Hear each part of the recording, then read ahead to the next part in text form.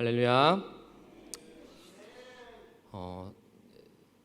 제1차 세계대전을 경험을 통해 이 프랑스는 바로 독일군의 전차 공격을 효율적으로 방어하기 위해서 국경을 따라 긴 요새선을 만들 필요가 있다라고 생각을 했다고 합니다.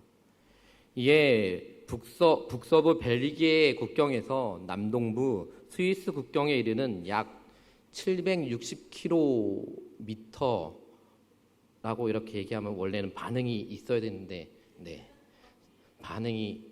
저도 생각을 했습니다. 목사님께서도 말씀하신 것처럼 우리 교회 성도님들은 이 숫자는 그렇게 큰 숫자가 아니기 때문에 반응이 없겠지라고 저도 마음으로는 생각하고 있었습니다. 우리나라 38선이 제가 생각하기에 550km라고 합니다. 근데 그거보다 훨씬 긴 760km의 요새를 만들었다고 합니다. 그리고 이 요새의 선을 만든 그 당시에 프랑스 국방장관인 바로 앙드레 마지노의 이름을 따서 바로 마지노선이라고 불렀다고 합니다. 그 만든 시기는 바로 1927년에 착수하여 바로 10년, 원래 여기서도 조금 반응이 있어야 되는데 10년 그 뒤인 1936년에 완성이 되었고, 또한 총 공사비는 160억 달러가 아닌 바로 프랑이라는 소요되었다고 합니다. 이거를 제가 찾아보니까요, 아마 또 놀라시지도 않겠지만요, 22조 6천억 원이라고 합니다. 22조 원이 아니고 조입니다. 조. 22조 6천억 원으로 이렇게 저희 나라 돈으로는 그렇다고 합니다. 그래서 이 전차의 침입을 막기 위해 바로 철골벽을 이중으로 또한 세웠고, 또 보병의 침입을 막기 위해 또한 철조망 지대를 설치했으며, 또 다시 그 직경을 6m의 콘크리트 벽으로 세웠다고 합니다. 또한 그곳에는 발전실과 약 탄약고 그리고 작전실을 전부 70m 지하에 설치했고, 또 통신선도 전부 지하에 묻었다고 합니다. 거기에다 모든 화력을 집중해 또한 배치를 했으며, 당시로서 그야말로 난공불락의 바로 요새였다고 합니다. 하지만 1940년 5월에 이 독일 기갑병단이 이 마지노선을 우회 벨기에에 침공하여 프랑스로 진격함으로써 결국 엄청난 기술과 인력 그리고 자금으로 만들어진 이 프랑스의 최고의 요새는 무용지물로 전락하게 말았다라는 것입니다. 그렇다면 이 현대의 마지노선은 어떤 의미가 있습니까? 바로 최후의 방어선, 또한 넘어서서는 안 되는 선이라는 의미를 가지고 있습니다. 인류 역사상 수많은 만리장성과 트로이 성 등 수많은 난공불락의 요새가 만들어졌습니다. 하지만 사람이 구축한 요새 중에 무너지지 않는 곳은 없습니다. 인간이 만든 그 어떤 것도 바로 영원히 안전하게 지켜줄 수 없다라는 것입니다. 그렇다면 여러분들이 가장 안전하고 느낄 때는 언제입니까? 혹시 생각해 보셨습니까? 제가 말씀을 준비하면서 저에게 가장 안전하고 평안한 곳이 어딜까? 이게 좀 믿음 생활, 즉 목사의 직분을 조금 내려놓고요, 생각해 보니까 집이었습니다. 그거는 목사의 직분을 내려놓고 한 얘기입니다. 목사의 직분을 내려놓고 곰곰이 생각해 보니까 나에게 가장 안전한 곳은 자동차도 아니고 놀이터도 아니고 쉼터도 아니고 우리가 말하는 카페도 아니고 집이구나 라는 것을 느꼈습니다. 그런데 반대로 다시 한번 생각해 봤습니다. 이제 목사의 입장으로 한번 생각해 봐야 되겠구나 라고 했을 때 나의 가장 안전한 곳은 어딜까 라고 생각할수록 나의 가장 안전한 곳은 집이 아니고 교회이구나, 교회에 가면 잡생각이 없고 오직 하나님만 바라보며 나아가는 곳이구나 라는 것을 생각하게 되었습니다. 그렇다면 믿음 생활에 나아가는 여러분들의 가장 안전한 곳은 어디이겠습니까? 오늘 시편 120편에서 134편의 표제는 바로 성전에 올라가는 노래입니다. 이 시들은 본래 저자, 시대, 주제 등이 다름에도 바로 이스라엘 백성이 예루살렘을 순례할 때 부르기 위한 목적으로 묶어 놓은 것이었습니다. 또한 오늘 본문 말씀인 시편 121편은 바로 바벨론 포로에서 해방되어 고국으로 돌아가는 가정에서 지은 바로 시라는 견해도 있으나 확실치 않다라는 것입니다. 이 시편은 과거의 모든 아픔과 또한 고통 가운데서 구원해 주신 바로 하나님에게 감격한 자들이 하나님만이 유일한 보호자 되심을 찬양하면서 또한 예루살렘을 향해 나아가며 부른 노래입니다. 오늘 시편 121편은 크게 두 부분으로 나누게 됩니다. 1절과 2절에서는 참 도움의 근원인 하나님을 고백하고 또한 3절에서 8절에서는 자기 백성을 지켜주시는 하나님의 보호하심에 대한 확실한 삼중으로 선언을 합니다. 즉 1절과 2절에서는 하자가 1인칭 단수, 즉 독백의 형식으로 말했다면 3절에서 8절에는 바로 2인칭, 바로 너를 사용하고 있습니다. 이에 따라 누가 누구에게 대화를 하느냐에 대한 여러 가지 주장이 있습니다. 시편 42편에서 43편과 같이 시편 기자와 그의 영혼 간의 대화로 보이긴 하지만 대부분 순례자와 다른 사람의 대화로 보기도 합니다. 특히 너를 지키시는 이, 즉 3절과 5절에서 또한 4절에서 이스라엘을 지키시는 이로 동일시되면서 바로 개인적인 차원에서 또한 집단적인 차원의 믿음을 확대가 됩니다. 그렇다면 우리는 오늘 말씀을 통해서 우리에게 부어주시는 은혜를 한번 두 가지로 한번 생각해 보려고 합니다. 그 첫째는 바로 시편 기자가 눈을 들어 바라본 곳이 어디며 그는 자신의 도움이 어디서 온다라고 고백을 하고 있습니까? 시편 기자는 눈을 들어 산을 향해 바라보았으며 그의 도움이 바로 천지를 지으신 여호와께서 온다라고 고백을 하고 있습니다. 이 시편은 바로 예루살렘으로 올라가는 순례자들이 불렀던 노래라고 앞에서 말씀드렸습니다.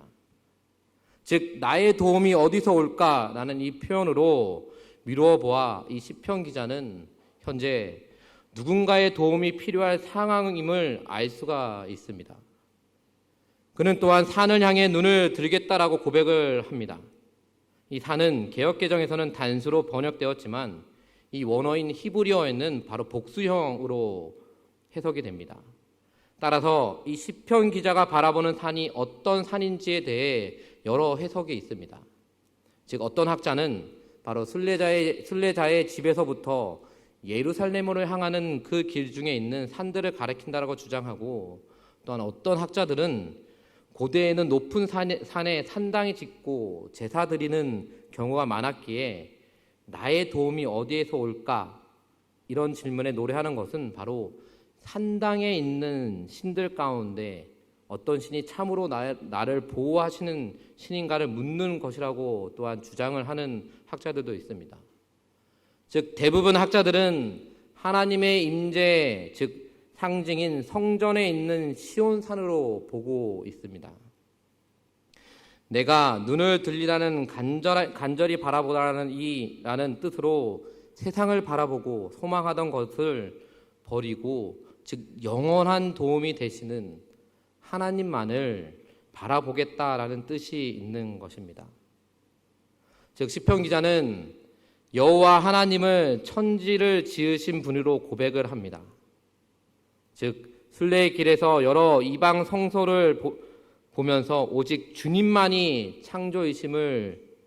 창조주이심을 고백하고 또한 천지를 창조하신 하나님만이 바로 순례의 어려움에서도 지켜주시는 분임을 고백을 하고 있는 것입니다. 그렇다면 내 능력의 한계를 경험하고 또한 막막함을 느낄 때 어떻게 하셨습니까?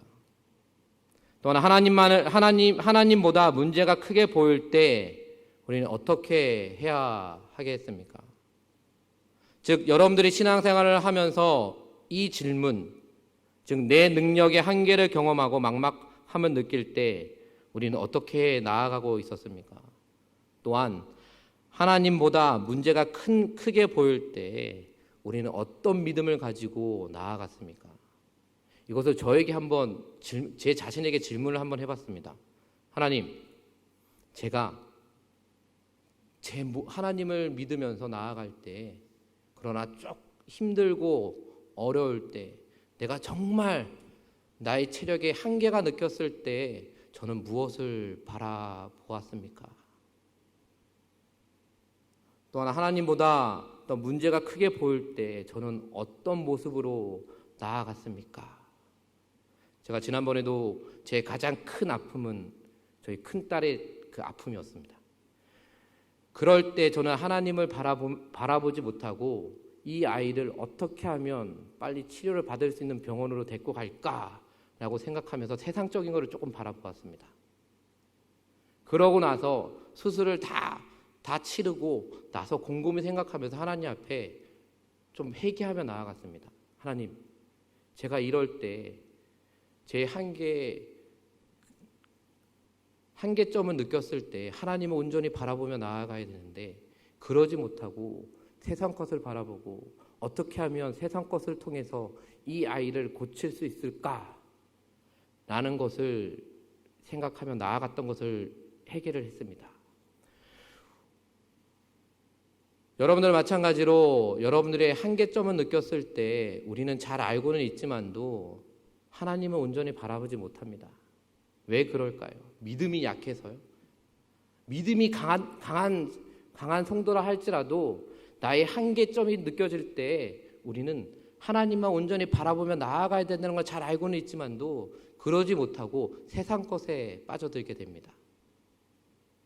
우리는 그러나 그런 믿음이 아닌 그런 한계점이 나에게 다가온다 할지라도 오직 하나님만 바라보며 나아가야 된다는, 아니 하나님께서 나를 보호해 주시고 나를 지켜주시고 있다라는 그 믿음을 잃어버리지 않았으면 좋겠습니다. 즉 어떤 문제에 직면할 때 우리는 그 문제를 더 크게 보는 경향이 있습니다. 즉 문제를 해결하기 위해 문제에 집중하면 할수록 그 문제는 내가 해결할 수 없는 것처럼 보이고 실제보다 훨씬 더 크게 인식이 됩니다. 우리는 하나님을 바라보는 시선을 잃어버릴 때 이 문제의 시선을 빼앗기게 되고 또한 가난한 정탐꾼들과 같이 메뚜기 콤플렉스에 빠지게 된다라는 것입니다. 이 메뚜기 콤플렉스란 작고 초라하고 왜소하고 자신감 없고 큰 소리만 나도 도망칠 것 같은 그런 모습이라는 것입니다. 즉 내 힘으로 해결할 수 없는 바로 인생의 문제에 맞닥뜨렸을 때 먼저 그 문제부터 벗어나는 것이 필요합니다. 즉 인생의 문제를 해결할 수 있는 유일한 방법은 문제에 매몰되지 않고 눈을 들어 바로 하나님을 바라보는 것입니다. 바로 그때 도움이 어디서 오는지 알게 되고 그리고 문제보다 크신 하나님을 우리가 보게 된다는 것입니다. 우리는 이 땅에 발을 딛고 살고는 있지만 바로 이 땅이 아닌 하나님의 백성이라는 정체성을 잊지 말아야 합니다. 즉 하나님을 향한 시선을 회복할 때 바로 정체성을 깨닫고 믿음의 날개를 펴 문제를 뛰어넘는 영적 비상을 하게 된다는 것을 잊지 마시기를 바랍니다. 우리는 믿음이 더욱더 강할수록, 믿음이 더욱더 성장할수록 하나님만 바라보며 나아가야 됩니다. 하나님께서는 분명히 저와 여러분들을 지켜주시고 보호해주시고 영원히 인도하시는 분이라는 것을 잊지 마시기를 주님의 이름으로 축원드립니다. 또한 두 번째로는 시편 기자는 바로 여호와 하나님이 자신과 이스라엘을 어떻게 지키시고 보호해 주실 것이라고 고백을 하고 있습니까? 시편 기자는 바로 하나님이 실족하지 않게 하시며 졸지도 주무시지도 않고 지켜주신다라고 고백을 하고 있습니다. 또한 하나님은 오른편의 그늘이 되어 밤낮으로 해를 당하지 않도록 지켜주시고 또한 환난을 명쾌하시고 영혼을 지켜주신다라고 고백을 하고 있습니다. 우리가 오늘 말씀을 보면 1절에서 2절에서는 이 나가 나옵니다. 그러나 3절에서 8절에서는 제3자인 너로 이 단어가 바뀝니다. 여기서 너는 바로 순례에 참여하는 사람이고 또 하자인 나는 제사장 내지는 순례길을 떠나는 아버지일 수도 있습니다. 즉 시편 기자는 온갖 위험에 노출되는 순례길에 바로 하나님의 보호하심을 간구하며 이를 확신을 하고 있습니다. 우리가 3절과 8절 사이에 지킨다라는 단어를 6번 반복적으로 사용해 강조를 하고 있습니다. 즉 하나님은 우리를 세심하고 또 완전하게 지키셔서 실족하지 않게 하신다라는 것입니다. 또한 졸지 않으시고 주무시지도 아니하신다는 것은 항상 깨어 있어 경계를 늦추지 않는다라는 의미인 것입니다.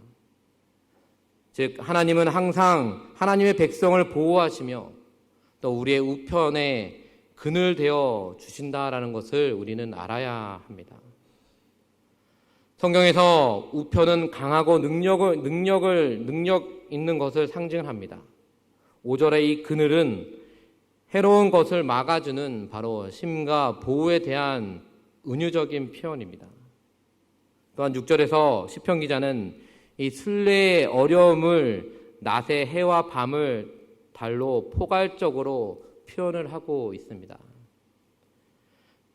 즉 팔레스타인의 태양은 치명적이어서 순례자들이 일사병으로 죽기까지 한다고 합니다. 즉 밤의 달은 밤의 차가운 기운으로 인해 해를 가리킵니다.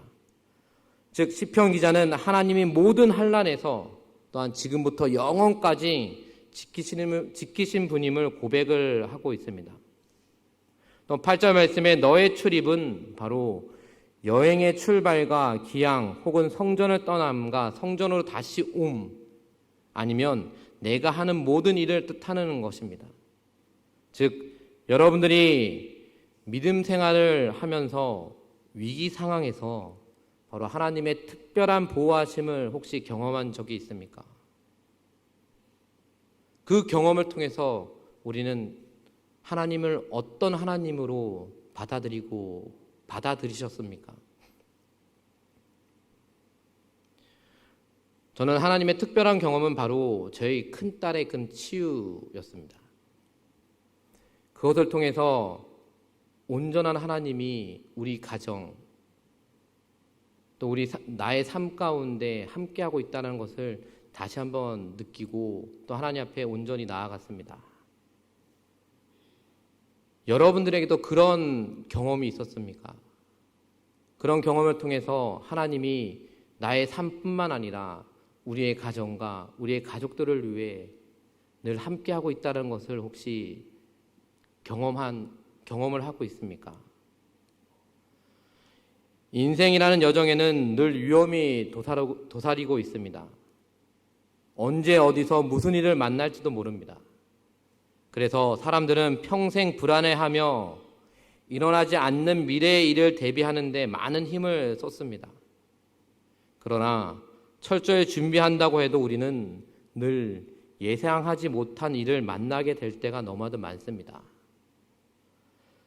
성경의 인물들은 미래를 대비한 사람들이 아니라 바로 우리의 미래이신 바로 하나님을 굳게 잡은 사람들이었습니다. 그들이 어떤 위기 속에서도 두려워하지 않고 또 현실을 직면했습니다. 그리고 또한 항상 하나님이 그들과 함께 하신다는 사실을 믿고 나아갔습니다. 하나님은 우리의 삶의 모든 면을 지켜주시고 또한 보호해 주시고 계십니다. 하나님은 결코 문제가 없을 것이라고 말씀하시지는 않지만 이 문제 가운데 우리와 함께 하시고 또한 모든 문제를 선하게 만들 것이라고 또 약속을 하고 계십니다. 그 어떤 것도 하나님 자녀에게 영구적인 해를 끼칠 수 없다라는 것입니다. 다시 말하면 여러분들에게 해를 끼치지 못하게끔 하나님이 보호하고 계시고 있다라는 것입니다. 심지어 질병, 분신, 또한 죽음에 이르기까지 우리에게 일어나는 최악의 일조차 하나님의 섭리적인 보호하심 아래서 일어난다라는 것입니다. 우리에게 필요한 것은 모든 일에 하나님을 신뢰하고 또한 하나님을 바라보는 것임을 잊지 마시기를 바랍니다. 누구나 인생길에서 많은 어려움과 또한 문제는 만나게 됩니다. 또한 이를 해결할 방법은 문제에 시선을 두지 않고 문제까지도 다스리시는 바로 주권자이신 하나님께 시선을 두어야 한다라는 것입니다. 즉 문제로부터 눈을 들어 문제보다 더 크신 바로 하나님을 바라보고 의지하면 가장 확실한 도움을 얻을 수가 있다라는 것입니다. 우리를 창조하신 하나님은 바로 우리의 모든 것을 아시고 변함없는 사랑으로 우리를 섬세하게 지키시는 분이라는 것을 기억하시길 바랍니다. 우리가 안 좋은 일로 여기는 그 일도 하나님의 돌봄 아래서 얼마든지 전화위복이 될 수가 있습니다. 우리에게 필요한 것은 바로 하나님을 신뢰하고 하나님을 바라보는 것입니다. 모든 도움의 근원은 바로 하나님이라는 것을 믿는 성도들이 되었을 때 바로 하나님께서는 더 큰 축복의 은혜를 부어 주신다라는 것입니다. 우리 집사람이 늘 집안 얘기를 하지 말라고 얘기를 합니다. 집안 얘기를 하면 꼭 그날 집에 가서 꼭 한 소리를 듣습니다.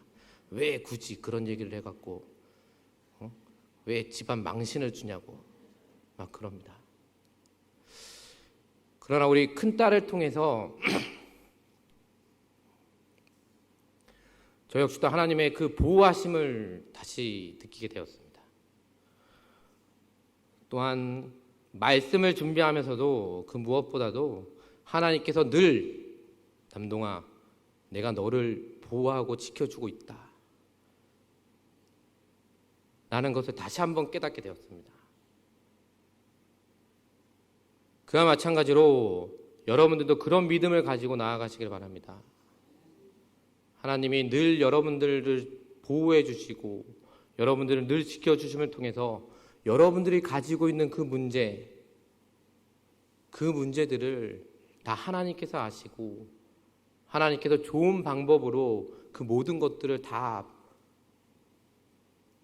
해결해 주신다는 것을 잊지 마시기를 바랍니다. 우리가 그 어떤 것보다도 하나님이 늘 오늘 말씀처럼 늘 여러분들 곁에 계십니다. 여러분들 곁에 계신 그 하나님을 여러분들이 멀리하지 않았으면 좋겠습니다. 세상 것을 바라보는 것이 아니라 오직 하나님 말씀 가운데 말씀을 통해서 나와 함께하고 있는 그 여호와 하나님, 그 여호와 하나님의 보호하심과 또 인도하심을 받고 있는 여러분들의 그 믿음 생활 가운데 축복의 열매가 넘쳐나기를 주님의 이름으로 축원드립니다. 우리 말씀을 기억하시면서 찬양하고 함께 기도하도록 하겠습니다.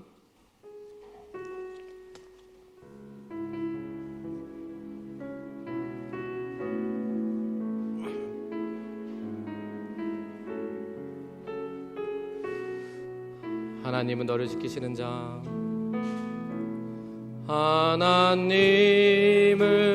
너를 지키시는 자, 너의 우편에 그늘 대시니 낮의 해와 밤의 달도 너를 해치 못하. 하나님은 너를 지키시는, 하나님은 너를 지키시는 자, 너의 명쾌하시니 그가 너를 지키시리라. 너의 주님을 지키시리라. 눈을 들어 산을 보아라. 너 어디서나 전지 지으신 너를 만드신 여호와께 눈을 들어 산을 보아라. 눈을 들어 산을 보아라. 너의 도움 어디서나 전지 지으신 너를 만드신 여호와께로다.